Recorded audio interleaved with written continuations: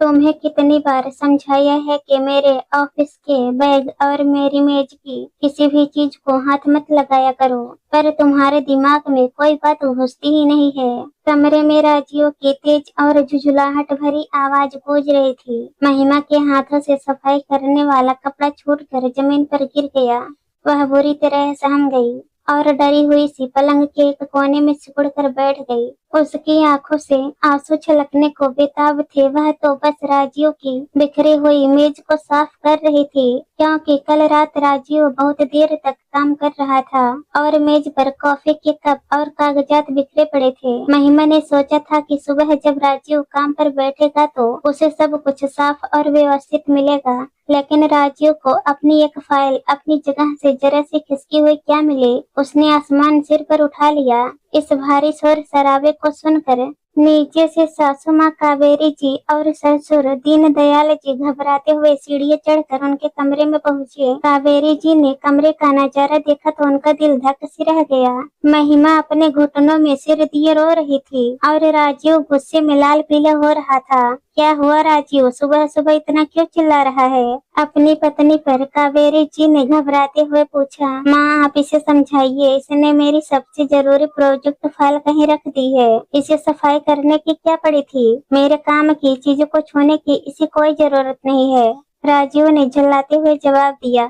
कावेरी जी आगे बढ़कर महिमा को चुप कराने लगी। तभी दीनदयाल जी, जो अब तक शांत खड़े सब देख रहे थे, आगे आए। उनके चेहरे पर एक अजीब सी गंभीरता थी। दीनदयाल जी एक रिटायर्ड बैंक मैनेजर थे और अपनी स्पष्टवादिता के लिए जाने जाते थे। उन्होंने राजीव की ओर देखा और बहुत ही शांत लेकिन कड़क आवाज में बोले, फाइल कहाँ है तुम्हारी? राजीव ने मेज की दराज खोल कर दिखाई। यहीं रखी थी पापा, अब मिल नहीं रही। दीनदयाल जी ने खुद आगे बढ़कर मेज के नीचे गिरे हुए एक न्यूज़पेपर को उठाया। उसी के नीचे वह फाइल दबी हुई थी, जो शायद कल रात खुद राजीव के ही हाथ से खिसक कर गिर गई थी। दीनदयाल जी ने वह फाइल उठाई और राजीव के सीने पर दे मारी। ये लो अपनी जान से भी प्यारी फाइल। और अब जरा मुझे ये बताओ राजीव, क्या इस बेजान कागज के पुलंदे की कीमत उस जीती जागती लड़की के आत्मसम्मान से ज्यादा है, जो वहाँ कोने में बैठी तुम्हारे बुरे व्यवहार की सजा काट रही है?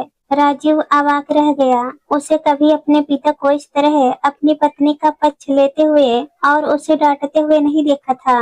पापा, आप बात का बतंगड़ बना रहे हैं, मेरा वो मतलब नहीं था। ऑफिस का बहुत प्रेशर है मुझ पर और ये चीजें इधर उधर कर देती है तो मुझे गुस्सा आ जाता है। राजीव ने अपनी सफाई देने की कोशिश की। दीनदयाल जी ने एक गहरी सांस ली और कावेरी जी की तरफ मुड़कर बोले, कावेरी, आज से इस घर का कोई भी सदस्य राजीव का कोई काम नहीं करेगा। इसके कपड़े, इसका खाना, इसके कमरे की सफाई सब ये खुद करेगा। आखिर इसे अपने काम में किसी की दखल अंदाजी पसंद नहीं है ना? पापा, ये आप क्या कह रहे हैं?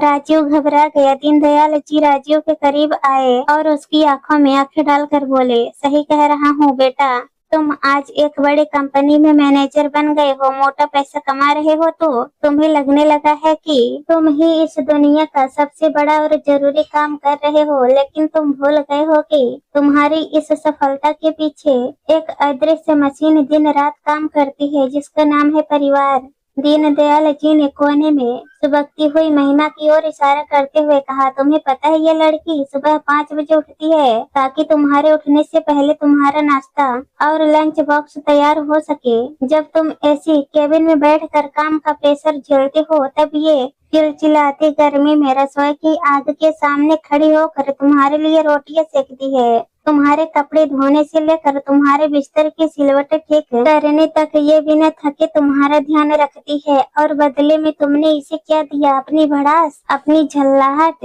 और एक नौकरानी से भी बदतर व्यवहार। राजीव की नजरें अब नीचे झुकने लगी थी। उसका गुस्सा अब गुलाने में बदल रहा था। बेटा, दीनदयाल जी की आवाज अब थोड़ी नर्म हो गई थी। ऑफिस का तनाव हर किसी की जिंदगी में होता है। मैंने भी 30 साल नौकरी की है, लेकिन मैंने कभी उस तनाव को अपने घर की चौखट के अंदर आने नहीं दिया। तुम्हारी माँ ने मेरा हर कदम पर साथ दिया है और मैंने हमेशा उनके उस योगदान की इज्जत की है। याद रखना राजू, जो इंसान अपने घर की स्त्री की आंखों में आंसू देकर ऑफिस जाता है, वह चाहे दुनिया के कितने भी बड़ी कुर्सी पर बैठ जाए, असल जिंदगी में वह हमेशा एक असफल इंसान ही कहलाता है। कमरे में एकदम सन्नाटा छा गया था। सिर्फ महिमा की हल्की हल्की सिसकियों की आवाज आ रही थी। राजीव को अपनी गलती का एहसास पूरी तरह से हो चुका था। उसे समझ आ गया था कि वह अपने काम के अहंकार में उस इंसान को ठेस पहुंचा रहा था, जिसने अपना सब कुछ छोड़कर उसे अपनाया था। वह धीरे धीरे चलकर महिमा के पास गया और घुटनों के बल उसके सामने बैठ गया। उसने बहुत ही प्यार से महिमा के दोनों हाथ अपने हाथों में ले लिए। मुझे माफ कर दो महिमा, राजू की आवाज भर्राई हुई थी। पापा सही कह रहे थे, मैं सच में अंधा हो गया था। मैंने अपने तनाव को तुम पर निकाला जो सरासर गलत था। मैं भूल गया था कि मेरी तरक्की सिर्फ मेरी नहीं तुम्हारी भी है, क्योंकि तुम मेरे पीछे एक ढाल बनकर खड़ी हो। मुझे तुम्हारी अहमियत समझने में देर हो गई। महिमा ने अपने आंसू पोंछे और राजीव को देखकर हल्की सी मुस्कान दी। एक पत्नी का दिल बहुत बड़ा होता है। वह एक पल के सच्चे पछतावे पर जीवन भर की गलतियां माफ कर सकती है।